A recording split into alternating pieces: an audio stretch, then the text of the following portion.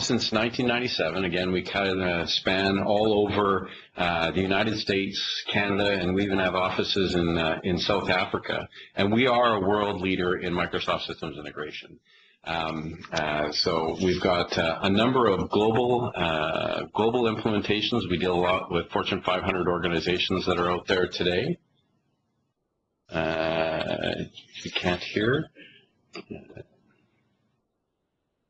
Can you go check? Sorry, we're just internally scrumming about some voice issues here. So from an About Imaginet, there's really a number of things that we do as an organization, but we can kind of classify it up into three main points. We do custom application development. We work with organizations to teach them how to develop as a team, and we refer to that as application lifecycle management. And then, of course, there's the information worker group, which we specialize in SharePoint, but also the things around SharePoint to implement that, including Active Directory federated services, doing complex infrastructure and design and stretch farms, implementing SharePoint in Office 365 or Azure, and of course hybrid or on-premise installations. For other areas that we focus in the SharePoint space is really around user experience, having a common look, feel, regardless of which sites that we're on, doing things like business intelligence and extracting data from other line of business systems in your environment. And of course, we do custom solutions on there as well. So in terms of SharePoint experience, I mentioned that we do a lot with Fortune 500 companies, but it's really based on the fact that we do both SharePoint and ALM. ALM is really a focus of Team Foundation Server, which resides on top of SharePoint, really pulls us over the top in terms of the number of SharePoint installations and experience that we've had with our customers. So we've done a lot of net new deployments of SharePoint 2007, 2010, and 2013. We've taken organizations from previous versions of SharePoint into the current version, so migrations of 07, 2010 to 2013. And we've also done some very complex migrations where organizations that have had either competing portal software such as WebSphere or some older Lotus Notes or even legacy SharePoint environments such as WSS, we've architected, planned, and implemented migration strategies to pull them forward off of those legacy platforms and onto the latest and greatest. So once again, from a migration standpoint, we have experience in all three SharePoint implementations, whether that's on-prem, online, or hybrid deployments. Some of our clients, just to name drop a little bit, probably if you check out hub.united.com, that is an interface, a user experience interface designed and implemented by Imaginet Resources Corp. We're working with First Energy and G Capital. We've had great experience with Alberta Electric System Operators, and with Halliburton Energy, doing some dashboards with them, and Landis & Gyr as an example. So we really don't specialize in one particular vertical, although in the last couple of years I would say that we've been very strong and very heavy into the oil and gas space and into the airline space for some reason. But we do work with several customers, including healthcare, education, and retail, as well as the financial sectors. So really, let's get into the brunt of the presentation today, which is trying to give you some tidbits around achieving success with your own deployment inside of your environment. And we created this presentation based on our own experience and when we walk into a customer and what we typically see. So I can tell you firsthand that when organizations engage myself, that commonly 60% is a very conservative number in my opinion. When we walk into the environment, they're experiencing some type of pain. If you were to walk up to an end user in your organization and say, what's your experience with the portal? Would they have a positive statement or would they have a negative statement?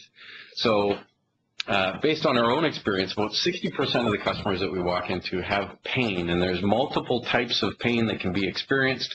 So we're going to talk about what is that 60% pain and how would you avoid that pain to be successful with your current installation or upcoming installation that you have.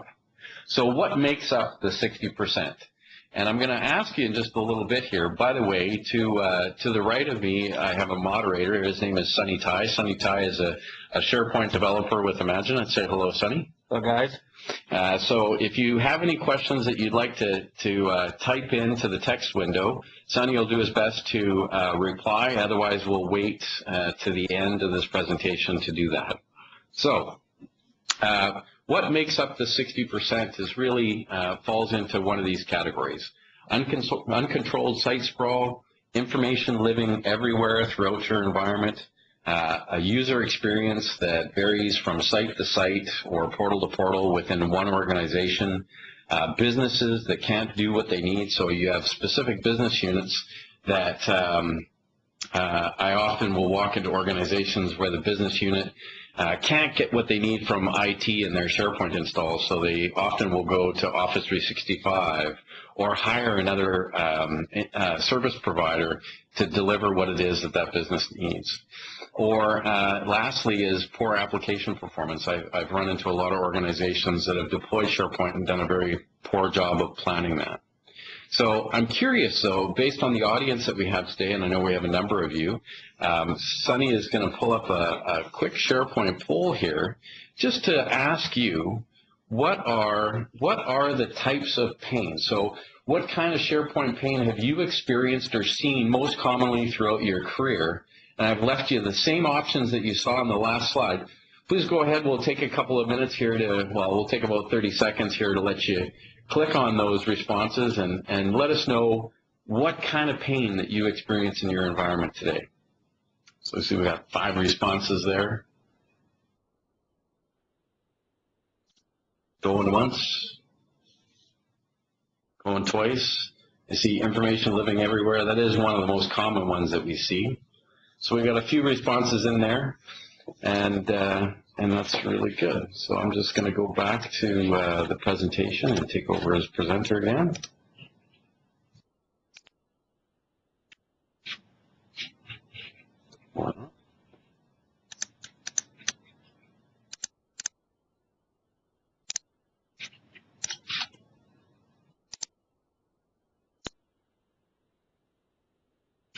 There we go. So thank you for your input. We'll show some of the results towards the end there, but at least you get an idea that some of the people that are on the call today are also experiencing similar types of SharePoint pain. So let's talk about those pains and how we actually address or proactively resolve those pains. So number one being site sprawl. When we walk into an organization and we take a look at the site taxonomy or how quickly and easily an end user can navigate to information where they expect it to live. And site sprawl is probably one of the most common ones that I see. If you allow dynamic site creation to take place for things like project level initiatives or organizational based initiatives where I can go and say I want a new team site. That's really good, except for the fact that many organizations fail to clean up those old sites. So what you get is kind of that site taxonomy in the bottom right-hand corner where we have this crazy site sprawl going on where sites have been spun up for initiatives that are anywhere from 3 to 5 years old. And if you look at some of the statistical information of those sites, they have not been visited for a long period of time. So there's also some great management policies that we can do for automated cleanup. These automated management policies have been in place for, they've been in place for a very long period of time. Back in the 2003 days, Microsoft came up with the resource kit and actually you could leverage the resource kit for automated site cleanup. Now that's actually, since 2010, has been built in so that we can actually have automated site cleanup policies to notify the owners of sites that spun them up that, hey, we're gonna decommission your site. You need to do something with that information, and then automatically delete it. So the problem with site sprawl, after a while, it becomes very difficult for the users to find information, and the portal becomes counterintuitive. So when I see this, other problems with site sprawl or dynamic site creation is people don't follow best practices. So it's a best practice to, from the top level site, don't go any more than 3 levels deep in your SharePoint taxonomy. It becomes more difficult again to find that types of information. So these are the no-nos of site taxonomy. So what's most likely missing is an information architecture. And inside of every time we go into a customer, and if you follow kind of Microsoft best practices around planning an implementation of SharePoint, you should develop an information architecture that tells you what not only the site taxonomy, but it also refers back to the site security. It gives us a common look and feel, but what we do in our information architecture is not only do we lay out the taxonomy and where we're breaking inheritance, but we show the individual applications or objects within each site, and we describe what those functions of the site do. You probably have similar line of business applications that are maybe critical to your organization today that have some type of operations manual describing what each and every aspect of the application actually does. An information architecture in your SharePoint implementation is no different. So an information architecture is really defining what the user experience is at the top level sites, the divisional level sites, where we'll have project level sites or where we'll have organizational business initiatives take place, and a description of those functions in the information architecture. So most common to our poll, for the people that did respond to our poll, is information living everywhere. The number of organizations that we walk into that they've got some type of buy-in. They have a buy-in to SharePoint. That SharePoint will be the panacea to their information management strategy. And what I mean by this is organizations have information living in email is probably the most common collaborative pitfall that we see organizations continue to run with even after they've implemented SharePoint in their environment. End users will continue to attach documents that they've created in SharePoint into an email attachment, which is a big no-no. It continues to propagate information living in the inboxes, not in a collaborative workspace like SharePoint. If we continue to have file shares as a primary use to collaborate, we know where that goes. And then we also have, scattered bits of legacy SharePoint, Windows SharePoint services, or Lotus Notes, or maybe an older version of SharePoint like SharePoint 2010. So there is obviously a lack of an information management strategy or a buy-in, and still having these multiple collaboration tools. So what's mostly likely missing here is a strategy and also a governance around content, principles, and policies. So these would be policies that we want our end users to follow. I'll talk about that in a sec. So as we're going through and we sit down with every organization that we do SharePoint with, we sit down with what's referred to as a business champion. A business champion is somebody that knows that unit. That could be information technology. The business champion could be from HR or marketing or finance.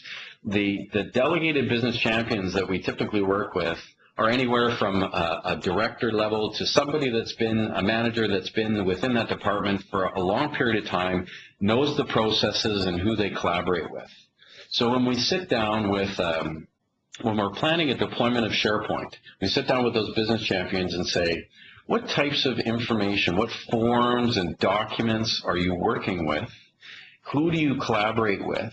And then we start to map out an enterprise content management file plan where we define that document, where that document will live inside of SharePoint, any workflows or approval processes associated with it. We define our columns and most likely our metadata associated with those columns, and it really describes the content that each division or department has in your organization, where it lives throughout its life cycle within the organization. The second thing that's most important in terms of controlling the information management and ensuring is that we introduce and we drill it into the end users that we have a policy and principle. So just playing on that scenario that I gave you before, where you spend thousands and thousands of dollars implementing infrastructure and licensing and planning and implementation for SharePoint, you're going to waste it if you don't enforce some type of policies and principles and change the behaviors of how they work today. So if your organization collaborates strictly through email, I'd encourage you to look at some of the governance implementation, specifically looking for policies and principles for the end users. And this one that I've highlighted here is that all content is posted in just one place, and users that need access should create a link to the document, and then rather than emailing that out, right? So so we go into, rather than taking a document and attaching it to our email now, we'll send out a URL path to where that lives. We can easily do that in the SharePoint interface, in the Office interface to share that out.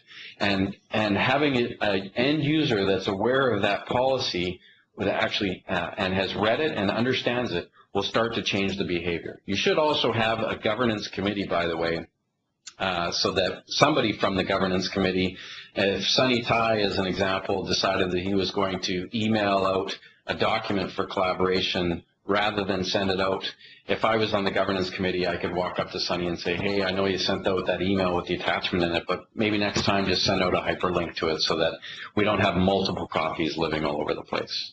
So those are the two things to help you with kind of information management. Another common area that we see is that the user experience varies widely.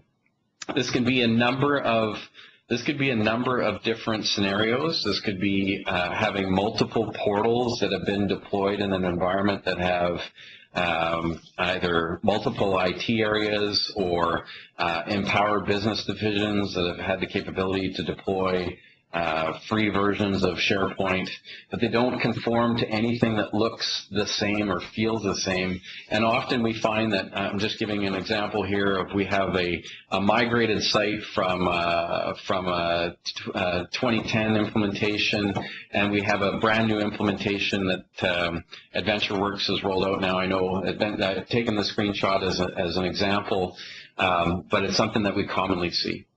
So having that different look and feel is very confusing to the end user, because I go to the corporate portal and it's very easy to navigate, and then maybe I go to this team portal, which my division has stood up all by themselves, and I find it very kludgy. It wasn't planned out at all. So we describe everything to our customers as, you want to create a very rich environment, make things easy to find, right, and create a high value proposition for your end users. So what's most likely missing in this case is a couple of things: a central IT strategy for one, in the scenario that I gave you, but also having consistent designer principles and policies. So in the information management side, I talked about end user policies and principles. You also need to have designer or developer policies and principles so that we can have common look and feel. So that's defined in two places. The first one being the design policies and principles. So for our designers or developers, or sometimes we actually empower power users in our organization to have the capability to create subsites or new pages. So we have a number of design policies and principles that are best practices that we implement when we go into an organization that basically says, okay, you want to deploy a new subsite. This is the look and feel that you want to adhere to. Here is the page layout and templates that we use, so that we don't go and create a new site collection that looks entirely different from the rest of the standard that's been thought about and implemented in the information architecture. All right. This is a great one and one of my favorites. Unfortunately, this particular scenario has brought my organization business a couple of times, and I always try and go to a centralized strategy, a centralized directory strategy, rather than having disparate islands of information created. So the scenario is, I have a client that wanted and put numerous requests into their IT department to turn on features or functions within their SharePoint implementation, and they also wanted to collaborate with external business parties. Now, unfortunately, the IT group did not want to allow that and basically said no. And what happens is, business won't stop just because we want it to. And what happens is the business is now empowered to go elsewhere. We see managers and directors getting constant barrages for having a look at things like Office 365 or Google to meet their business needs quickly and efficiently without IT having that centralized control. So that division or department will go and flock to that solution, and it creates a number of problems. The first and foremost, the problem is it is now created an island of information that is outside of IT's control, and most likely the user experience has no single sign-on associated with it. So here I've given you a diagram of somebody that has a corporate implementation of SharePoint. Maybe they have an Office 365 SharePoint Online implementation, or even a SharePoint implementation that was built up in Azure. And ultimately, you get an end user that's confused. For the experience that we've had, the end users, the number one call that we get is users getting locked out or forgetting what their username and password is for accessing any one island of their information. So what's most likely missing here is a roadmap. And we have a process that starts up early and up front, that we talk to organizations, their executives and their business leaders about what are your key goals for implementing SharePoint in your organization today. And we typically will go and work with those executives to define a roadmap based on what their priorities are. So their priorities could be internally facing or externally collaborative facing, or perhaps they want to stand up SharePoint for utilizing it as their intranet site and work to other levels. So depending what your business priorities are, Imaginet can work with you to help you develop a roadmap. But we all start off at the same spot. We basically will go in and assess every organization that we work with to see what kind of level they're at in terms of collaboration maturity. And when I say collaboration maturity, if you take a look at the levels and the process areas that have been identified in the middle column here, you could probably rank yourself very quickly in terms of the features and functions that you're utilizing today. And perhaps maybe yourself you see areas in levels 3, 4, and 5 that you could implement and better optimize for your organization. So what we do is we will rank organizations, and we will create a phased-in roadmap for that organization. So we say, for the end of phase 1, we're going to focus really on getting a portal deployed for internal communications and having some web content management features. For phase 2, we're going to open it up to doing more around enterprise content management, more around team collaboration, enabling enterprise search as an example. So you can see an organization starts to mature. Where they started off from and where they get to is you cannot go into a SharePoint deployment with the expectation that you will be a 5 on all of these things by the end of your implementation. Implementing SharePoint and the features of functions is very methodical. It takes time and planning, and if your end users and organization needs to be trained in order for you to be successful with each one. So a SharePoint roadmap is very critical for success, not only at the executive level, but the business level, in ensuring that they understand when certain features and functions will be deployed for them. All right, poor system performance. This one I love the most. Only because it rings true and near to my heart. So for those of you who have had, deployed SharePoint before, and you may have, 10,000 users in your organization, or 25,000 users, or 250,000 users in your organization, I find the larger the organization, the more they tend to have good practices, and the smaller the organizations, 10,000 and under, can really miss the boat in terms of proper sizing of SharePoint. So there's a few things here. If your users are complaining about, I click a page on SharePoint and it takes 10 seconds to load, or the usability is very poor, if this is you, then my guess is that we're probably most likely missing the technical architecture. And what is the technical architecture? So the technical architecture, when we approach an organization, we start with the business. We start working with the business champions of your organization first. They tell us where they want to go, what their intentions of the solution are, and we bring that to your architects second. And that gives us, so we come to what's called an architecture briefing session armed with the understanding of where your organization wants to go, or we've developed a roadmap for you and we're taking you down that roadmap. So a technical architecture really defines the not only the physical aspects of your solution, but it also defines the logical as well. So physical things like, what is the system configuration?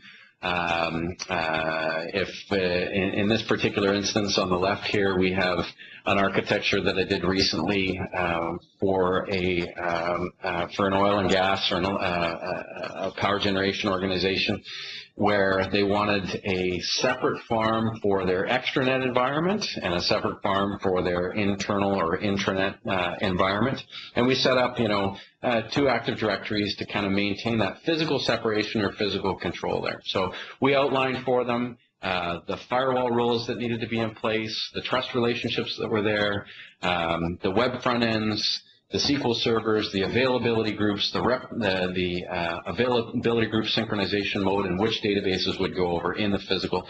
And in the logical, we get into defining, the audiences, the services, whether those services are partitioned. Sometimes we show content publishing from one environment, from an internal environment, and pushing information to an external environment. And then, of course, there's the conceptual. And the conceptual is very important in this case. We're showing that, from a conceptual diagram perspective, the audience, the types of clients that they're using, and the services that will be available into them. Okay? So that is a technical architecture. All right. Governance. When people ask me, what's the number one thing? What is the number one thing that I can do to ensure success with my implementation inside of SharePoint? I say governance. Governance, governance, governance. And governance is probably the most boring and scary word that you can ever say to anybody in your entire organization, but it encompasses a number of different assets, including the roadmap, including the information architecture, having a completed enterprise content management file plan, a technical architecture, and having your governance principles. But it doesn't really stop there. So we do have a methodology that we follow to implement governance inside an organization, which I'll talk about in just a second. All right. I'd like to get into the second poll question that we've set up for you here, which is a deployment poll. Just curious for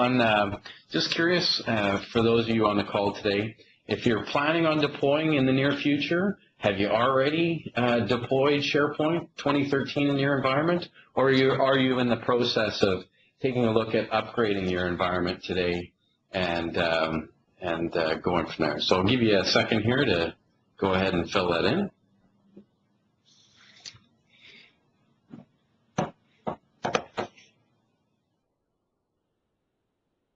Okay, excellent. So 8 or 9 responses there. And it looks like we've got quite the mixed bag. Some are in the process. So for those of you who are in the process today, this is really targeted to you. I want you to ask yourself, are you experiencing this pain currently, and have you generated those assets that I've referred to in this presentation? And if you've already deployed, hopefully you get the opportunity to go back and fill in some of those gaps and mitigate any potential issues that you've got there. All right, let's go back and head back to the presentation here.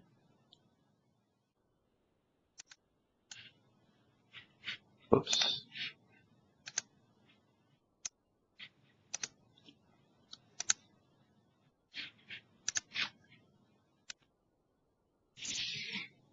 Just waiting for my slide to load.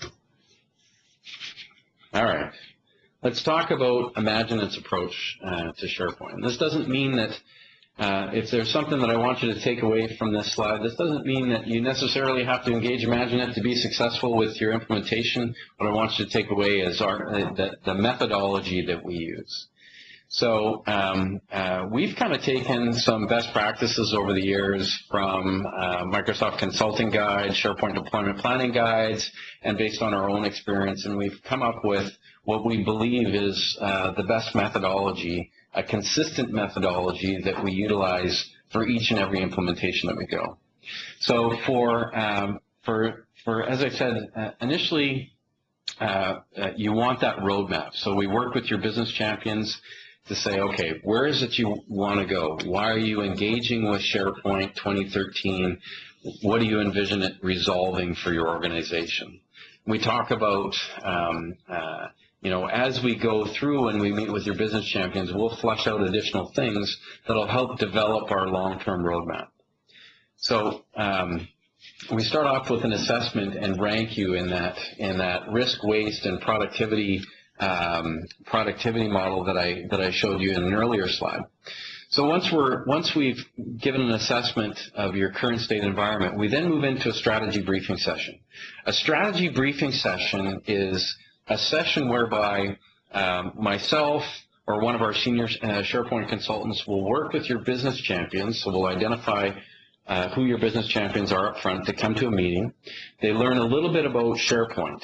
It's kind of a level 100 SharePoint, but really the purpose of the presentation is to bridge the gap between what we know as technology professionals and what SharePoint can do and the business problems that they have. So it becomes a turn the light bulbs on type of discussion. At the end of that presentation, we talk about what their key business pains are, and on the fly, we identify business pain and potential problems, or we identify problem statements that they have and solution statements of how SharePoint could resolve their business pain for them. And those problem and solution statements really arm us with a focus of, what zone we're going to be in, whether that's intranet, extranet, or internet. The problem and solution statements typically tell us what types of services are required for your SharePoint implementation. So we move into the architecture briefing session, meeting with your architects, armed with information around the services that the businesses require to be successful.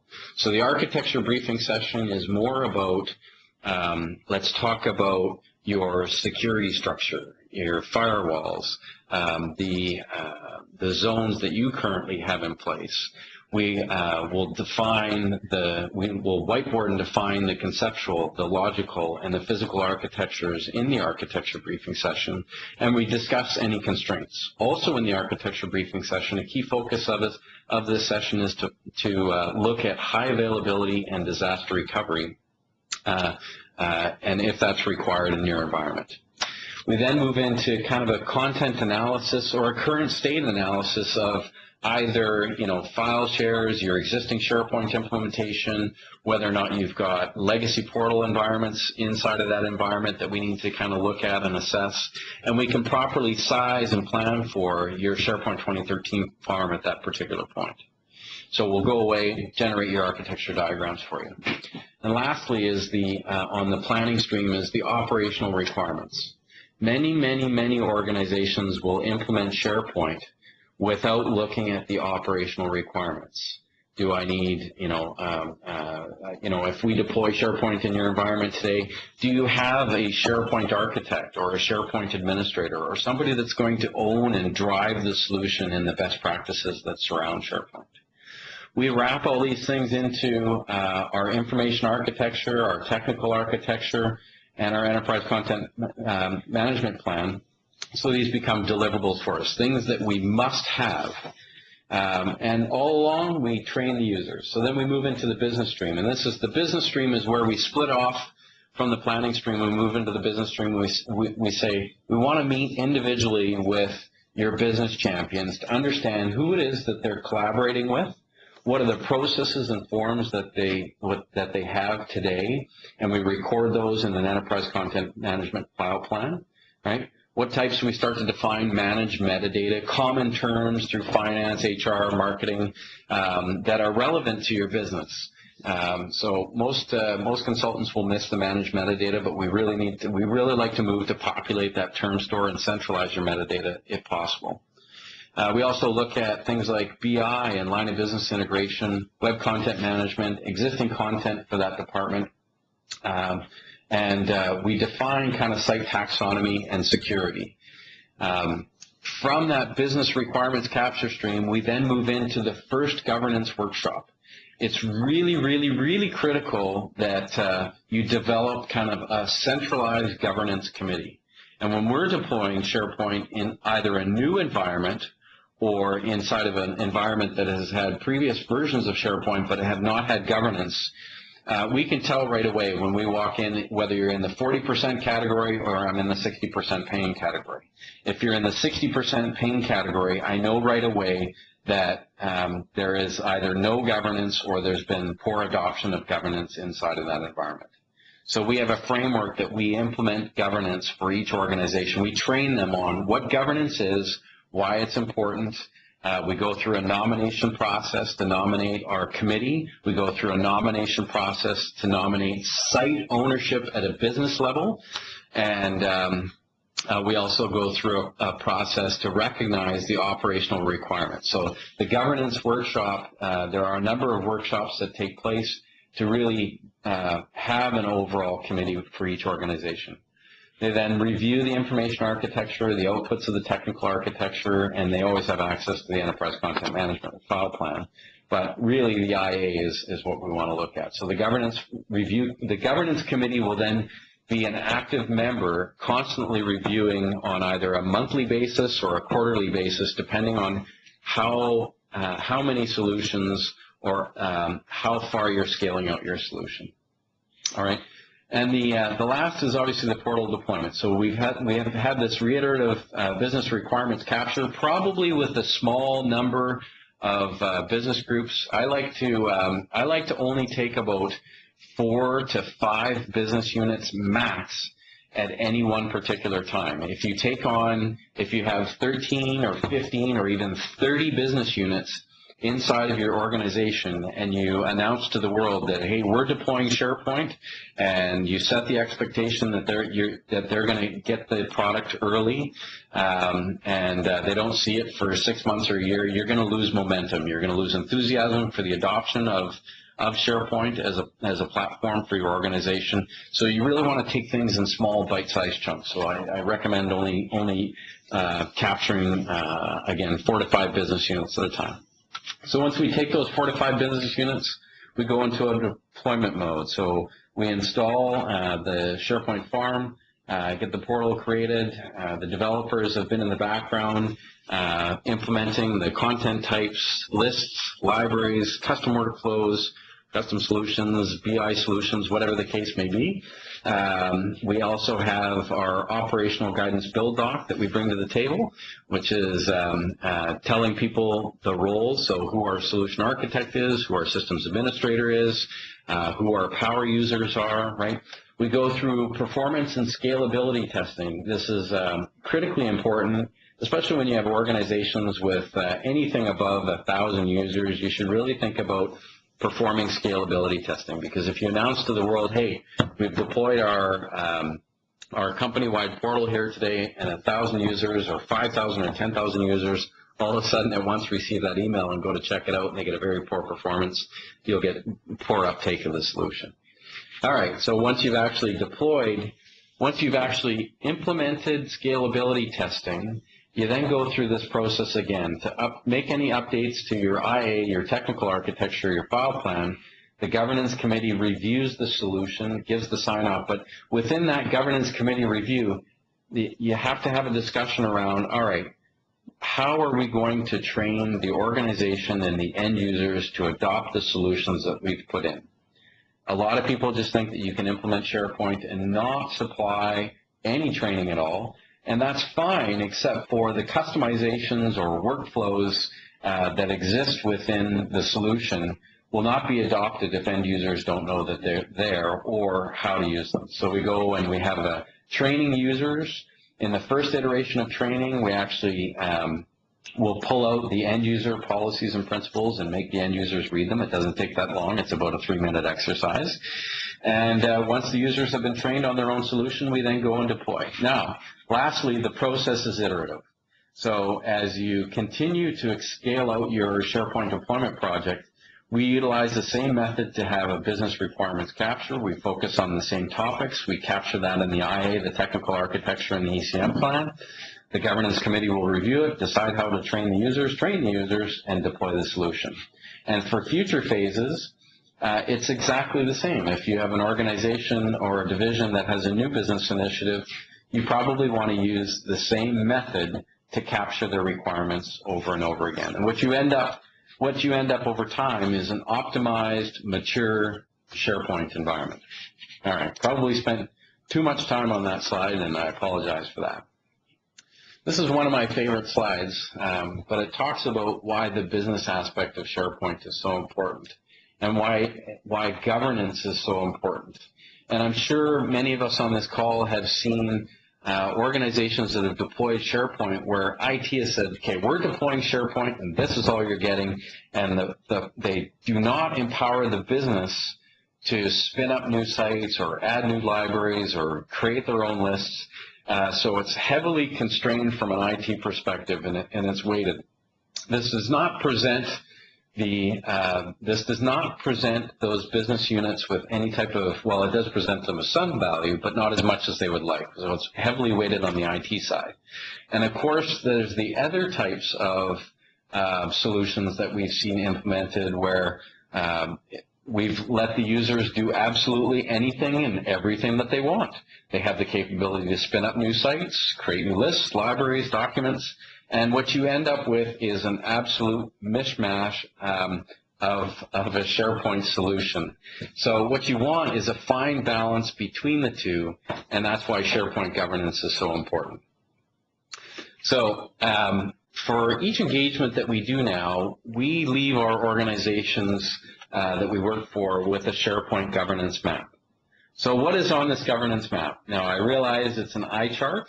It's meant to be an eye chart a little bit to protect our IPs, but I more or less wanted to give you what's in a governance map and what are the assets that we're talking about. So inside the larger boxes are commonly groups. In the top right-hand corner is our governance committee.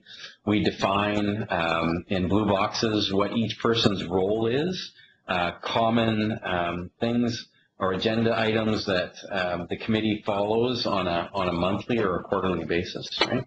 So on the left-hand side, we have a delivery manager, somebody that's responsible for implementing SharePoint for your organization, end users and their policies and principles. So we have inside in this governance map not only the people, the identified people, but what is the process to capture information. What are the assets that are created, such as the IA, the Enterprise Content Management File Plan, the technical architecture, and on the bottom right-hand side, we have a number of end user, operational, and developer policies and principles that we want the entire organization to follow. And the bottom left-hand corner is something that should be familiar. That is a site taxonomy, and within the site taxonomy, we have defined site owners and site stewards, and really those are people that are responsible for the content and maintaining the site within their environment. So we will typically have this as a leave behind for organizations, a few posters to put up around the organization so that they know who to go to for help within the organization and what the process is to implement new solutions inside of SharePoint. Okay. All right, so that brings us to kind of the end of the presentation around achieving success. I hope that some of you today captured some of the best practices that Imaginet uses to avoid pitfalls and make sure that our installations inside of customer environments are successful, not just for the short term once we've left the organization, but 5 years after we've left the organization. Governance is critically important, and having the processes, the policies, the principles in place for your designers, end users, and operational staff are critically important to the longevity. with that said, I'm just going to turn over to Sunny. Sunny, any questions that have come up here? We'll open up the floor and any questions in Q&A that you guys would like to answer. We're all ears. Or feel free to put them into the text window. No questions yet in chat.